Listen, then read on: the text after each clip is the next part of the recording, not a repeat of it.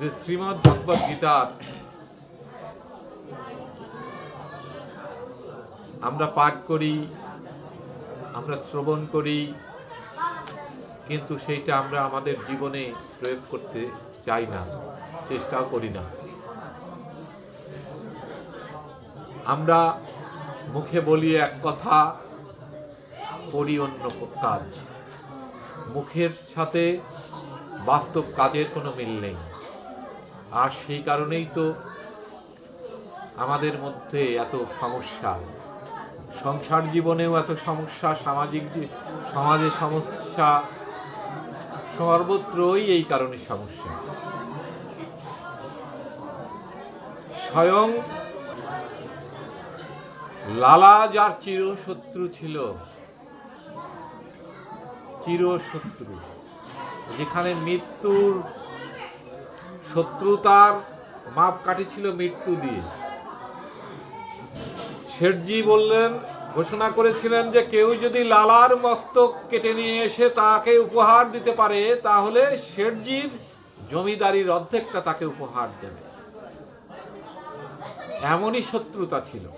মামলা তো চলতোই, তারপর মানে এইরকম ঘোষণাও সেই সময় ছিল যে ওর মাথা কেটে যে আনতে পারবে তার জমিদারির অর্ধেক দিয়ে দেওয়া হবে। তাহলে কি শত্রুতা ছিল! তাহলে কি ধর্মের জন্যে, গোবিন্দর কৃপা লাভের জন্যে সেই শত্রুতা ভুলে যেতে হয়? ধর্মটা অত সহজ না। আমরা ধর্ম বলতে শুধু পূজা অর্চনা করলাম, প্রণাম করলাম, এইগুলোর মধ্যে দিয়ে ধর্ম হয় না। এগুলো যা সেটা লোকাচার, আনুষ্ঠানিকতা, ধর্মীয় আনুষ্ঠানিকতা। এটা দিয়ে প্রকৃত কৃপা লাভ হয় না, প্রকৃত ধর্মের যে সুফল সেটা লাভ হয় না। কিন্তু আমাদের ধর্মে আছে, আমাদের বিভিন্ন সময় বিভিন্ন ভক্তের কাহিনীতে আছে যে তারা কিভাবে গোবিন্দ লাভ করেছে, কিভাবে তারা গোবিন্দর কৃপা লাভ করেছে। স্বয়ং শ্রীমদ্ ভগবদ গীতায় আছে, প্রত্যেকটি ধর্মীয় গ্রন্থে আছে, কিন্তু আমরা বাস্তব জীবনে সেটা করি না। ধর্মের নামে যত ভেদাভেদ করি, ধর্মকে হাতিয়ার করে আমরা সমাজকে বিভাজন করি, সামান্য তুচ্ছ ঘটনাকে কেন্দ্র করে আমরা বিভাজন করি। একটা জমিদারি ত্যাগ করে যাওয়া চারটিখানি কথা না। আমরা সামান্য, আমাদের যদি কিছু টাকা থাকে তার থেকে অল্প কিছু সামান্য টাকাই আমরা ধর্মের ক্ষেত্রে ব্যয় করতে আমাদের খুব মনে কষ্ট লাগে যে এতগুলো টাকা চলে গেল। আর একটা জমিদারি বিশাল অনেক বড় বিষয়, অনেক বড় বিষয়। এই রকম আশেপাশের কয়েকটা মাঠ একসঙ্গে করলে যা হবে তার চেয়েও বেশি। কত অর্থ সম্পদ, আর সেই কি কোন অবস্থায় তারা থাকতো। একটা জমিদার সোনার পালঙ্কে শুয়ে ঘুমাতো, তার কত পাইক পেয়াদা, আর তার চলা খাওয়া, তার একটা প্রভাব প্রতিপত্তি সমাজে, তার দাপট, সে তো অন্যরকম। অথচ সেই জমিদার সমস্ত কিছু ত্যাগ করতে পারলো, হিংসা ত্যাগ করতে পারলো, জমিদারি অর্থকড়ি ত্যাগ করতে পারলো। কিন্তু আমরা সামান্য, তাদের কাছে কিছুই না, অথচ আমরা আমাদের সামান্য অহংকার ত্যাগ করতে পারি না, হিংসা ত্যাগ করতে পারি না। তাহলে আমরা গোবিন্দর কৃপা তো অনেক দূরের কথা। কোন ভক্তের কৃপাও কোনোদিন লাভ করতে পারবো না। তাহলে এখানে এর মাধ্যমে এইটাই পরিষ্কার যে আমাদের কি ধর্মস্থানে, ধর্মের কাছে, প্রভুর কাছে, ঈশ্বরের কাছে কোনো ভেদাভেদ করা যাবে না। এখানে সবাই তার কাছে সমান। তবে তার প্রিয় কারা? তার প্রিয় হলো তার ভক্তরা। অর্থ করি তার কাছে কি, এই যে আমাদের যে অর্থ সম্পদ, তার চেয়ে তো বেশি কিছুই নাই, সমস্ত কিছুই তো তার। এই যে আমরা অনেক সময় তার অর্থ, যে ভগবান তুমি আমার এই করো, তোমার আমি এইটা দেবো, ওইটা দেবো, এই দেবো, তার তো কিছু তাকে কি দেব, তার তাই তাকে কি দেব? সে চাই তো অর্থকরী কি, যে তুমি আমাকে অর্থকরী কি দেবা? আমি তো সমস্ত বিশ্ব ব্রহ্মাণ্ডের মহারাজা এবং তোমরা আমাদের প্রজা, কারণ আমার সবকিছুই তোমরা ব্যবহার করছো। তা আমার জিনিসই আমাকে আবার কি দেবে? তবে আমার জন্য কি দরকার? তুমি হিংসা শূন্য হয়ে, দয়াময় হয়ে, মানুষের জন্য কিছু, মানুষের জন্য কাজ করো, সমস্ত জীব যাতে ভালো থাকে, একত্রে আমার উপাসনা করতে পারে সেই কাজ করো, এবং আমার প্রিয় ভক্ত হও। আমাকে মন থেকে ভজনা করো, আমাকে মন থেকে ডাকো, এবং আমাকে ডাকবা। আর আমার যে সৃষ্ট জীব তাদের সাথে আবার হিংসার পথ বেছে নেবা, তাহলে হবে না।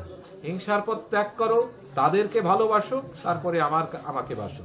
তাদের মধ্যে তো আমিই আছি, ভক্তি পূর্ণ, কারণ তাদের মধ্যে তো আমি আছি। তুমি তাকে হিংসা করছো মানে তার মধ্যে তো আমি আছি। আমি যদি না থাকি, কোনো মানুষই তো থাকতে পারে না। আমি যদি ওই শরীরের আশ্রয় করে না থাকি, ওই শরীরের কি দাম আছে? কোনো দাম নেই। ওই শরীর তো নড়তে চড়তে পারবে না। তা আমি ওই শরীরের মধ্যে আছি। তুমি তাকে নিন্দা করছো, তাকে হিংসা করছো, তার একটা ক্ষতি করছো, তাকে মান অপমান করছো, সে তো আমাকেই করছো পক্ষান্তরে। আর একটা কথা জেনে রেখো, কি তুমি কাউকে যখনই হিংসা করবে, নিন্দা করবে, কাউকে অপমান করবে, তুমি মনে করছো যে তুমি অন্য কাউকে করছো, কিন্তু প্রকারান্তে তোমার জন্য ওইটা পাওনা হয়ে যাচ্ছে সাথে সাথে। তাই কি তুমি মানুষকে ভালোবাসো, তোমার ভালোবাসা পাওনা হয়ে যাবে। তুমি কাউকে হিংসা করো, তোমারও হিংসা পাওনা হয়ে যাবে। তো এইগুলো ত্যাগ করো। এইগুলো ত্যাগ না করলে তুমি আমার কৃপা পাবে না, আর সাত্বিক গুণগুলো তোমার মধ্যে বৃদ্ধি পাবে না। সাত্বিক গুণ বৃদ্ধি করতে হলে আমার যে বক্তব্য, আমার যে নির্দেশনা, ধর্মীয় পুস্তকাদিতে আমার যে নির্দেশনা, আমার লীলার মাধ্যমে আমি যে শিক্ষা দিয়ে গেছি, যা জীবের জন্য বলে গেছি, সেইগুলো অনুসরণ করে সেই কাজ করো। নিজের মন মতো কোনো ধর্ম তৈরি করে ধর্মের নামে কোনো কিছু করো না। কারণ হিংসা যেখানে আছে সেখানে আমি নেই, সেখানে আমাকে পাবা না, আমাকে পাবা না। তাহলে কি এখানে অর্থ করি কি? সবই তো তার। আমরা এই দুনিয়ায় আইছি, কোনো কিছুই নিয়ে আসি নাই, আবার যখন চলে যাব কোনো কিছুই নিয়ে যাব না। অর্থাৎ সেইটা আমরা কিছুদিনের জন্য ব্যবহার করি, ব্যবহার করে তার জিনিস তার কাছেই রেখে চলে যাই। আবার তার অন্য কোনো সৃষ্টি বা অন্য কোনো ভক্ত পৃথিবীতে এসে সে আমি যখন ওটা ফেলে যাই, অন্য একজন করে, এরকম। অর্থাৎ তারই সৃষ্ট জীব যারা, তারাই সেইটা ভোগ করে। আর এইটা মঙ্গল গ্রহ কিন্তু আজকে 3.6 বিলিয়ন বছর আগে এই পৃথিবীর মতো ছিল। হ্যাঁ, তো এইটা এমন না যে এরকম সবসময় ছিল, এরকম সবসময় নেই। তা ওই তত্ত্বটা আমি অন্য একদিন ওই বিষয়ে আলাপ আলোচনা করব। হ্যাঁ, ওই বিষয়ে আলাপ আলোচনা করব। আজ এ পর্যন্তই। তো যেহেতু সার কথা হলো কি, সার কথা হলো এই কাহিনীর মাধ্যমে, জগৎ শেঠ লালাবাবুর মাধ্যমে আমরা কি জানতে পারলাম, যে যতক্ষণ মনের মধ্যে কোনো হিংসা, কোনো অহংকার, এসব যখন এইগুলো থাকবে, তখন হৃদয়ে প্রেম ভাব জাগবে না। আর প্রেম ভাব না জাগলে প্রভু প্রতি কোনো ভক্তি আসবে না, এবং তার কৃপাও আমরা লাভ করতে পারবো না।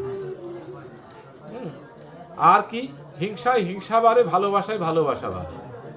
তাই হিংসা ত্যাগ করতে হবে, যেটা হিংসা ক্ষতি করে। সে নিজেরও ক্ষতি করে, অপরেরও ক্ষতি করে, সমাজেরও ক্ষতি করে। আর ভালোবাসা কি, যে নিজের জন্যও মঙ্গলকর। হ্যাঁ, একজন আমি যদি অন্যর ক্ষতির চিন্তা করি, রাত্রি আমি ভাববো যার কিভাবে ক্ষতি করা যায়, কি করা যায়, আমার ঘুম কামাই দিয়ে শরীরও নষ্ট, মনও নষ্ট। আমি আস্তে আস্তে ধর্মের পথ থেকে খারাপ পথের দিকে চলে যাব। ভালো চিন্তা বাদ দিয়ে খারাপ চিন্তায় আসতে থাকবে, ওর ক্ষতি কিভাবে করা যায়, ওর সাহায্য কিভাবে করা যায়। হ্যাঁ, তাহলে কি আমার নিজের জন্যও খারাপ হচ্ছে, সমাজের জন্যও খারাপ হচ্ছে। আর ভালো সবার জন্যই ভালো, আমার জন্যও ভালো, সবার জন্যই ভালো। এই জন্য কোনো কিছুর বিনিময়ে ধর্ম ত্যাগ করা যাবে না, কারণ ধর্মেই আমাদের শেষ কথা। আমরা এই দুনিয়ায় এসেছি, আমরা কারো সন্তান হিসেবে এসেছিলাম, এখন আমাদের কেউ আমাদের সন্তান হিসেবে আসছে, আমরা একসময় চলে যাব। এই তো দুনিয়ার নিয়ম, যুগান্তর ধরে এটা চলছে, এইরকমই চলবে। কিন্তু মূল যে ঠিকানা, সেইটাই সেই মূল ঠিকানার কথা ভুলে গেলে চলবে না। আর আমাদের মূল যে মালিক, সেই মূল মালিককে ভুলে গেলে চলবে না। ঈশ্বরকে কখনো কোনো অবস্থাতেই ভোলা যাবে না। এই আর ঠিক আছে, আজকে হলো আমাদের মৃত্যুঞ্জয় ভাগ্নি, মৃত্যুঞ্জয় মজুমদার, তিনি আজকে অন্নপ্রসাদের আয়োজন করেছেন। কারণ তার দিদি দুর্গা দুরারোগ্য একটা অসুস্থতায় ছিলেন। ওনার ডাক্তার যারা বলেছিলেন যে অপারেশন করে সাকসেস হওয়ার সম্ভাবনা কম, মারা যাওয়ার সম্ভাবনা বেশি, এবং অস্ত্রোপচার করলে সেই রক্ত বন্ধ হওয়ার সম্ভাবনা নাই। একমাত্র যদি মিরাক্কেল হয় বা ওই অলৌকিকভাবে যদি ঈশ্বরের কোনো কৃপা হয়, তাহলেই সেটা সম্ভব। ডাক্তারি বিদ্যায় সফল হওয়ার সম্ভাবনা নেই। তো ওই সময় আমাদের মন্দিরে একটা প্রভুর কাছে একটু প্রার্থনা করার কথা বলছিল, যে যদি ভালো হয়ে আসে অন্ন সেবা দেবে। তা সেই সময় আমরা প্রার্থনা করেছিলাম, প্রভু শুনেছেন এবং অপারেশন সাকসেসফুল হয়েছে। রক্ত তেমন কোনো সমস্যা হয় নাই, যে রক্ত বন্ধ হওয়ার কথা ছিল না, তা কাম ব্যাক করছে, এখন অনেকটা সুস্থ। এই জন্য সেই উপলক্ষে যে দিতে চেয়েছিল যদি সুস্থ হয়ে আসে তাহলে অন্নপ্রসাদ দেবে একদিন, সেই অন্নপ্রসাদ দিচ্ছে আজকে। তো আমরা চাই যে এবং প্রার্থনা করি সবাই যে সে আরো সুস্থ হয়ে যাক, হ্যাঁ, এবং তাদের সবার মঙ্গল করুক প্রভু। এবং সেই সাথে আমাদের যারা ভক্তবৃন্দ আমরা এখানে আগত আছি, সবার মঙ্গল করুক প্রভু। এবং সেই সাথে যারা আসে নাই, এবং সবার সেই রকম ভক্তি দিক এবং সুমতি দিক, যাতে তারা কৃষ্ণ পথের দিকে ধাবিত হয়, আর হিংসা নিন্দা এগুলো ত্যাগ করে হ্যাঁ প্রেমের বন্ধনে সবাইকে আবদ্ধ করতে সক্ষম হয়, সেটাই প্রার্থনা করি। তো হরে কৃষ্ণ।